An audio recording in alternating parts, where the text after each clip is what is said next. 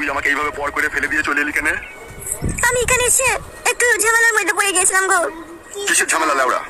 আমার বিয়ে আমার উপরে পাগল হয়ে আমাকে বিয়ে করে ফেলেছে।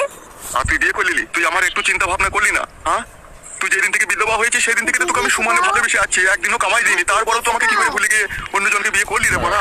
এত স্বার্থপরের মতো ব্যবহার করতে পারলি তো? আমার কিচ্ছু করার নাই, মেয়ে দিয়ে আছে ওই বাড়িতে, তাই আমি বিয়ের কথা শুনতে বাধ্য হয়েছি যাতে আমার মেয়ে যাতে সুখ পায়।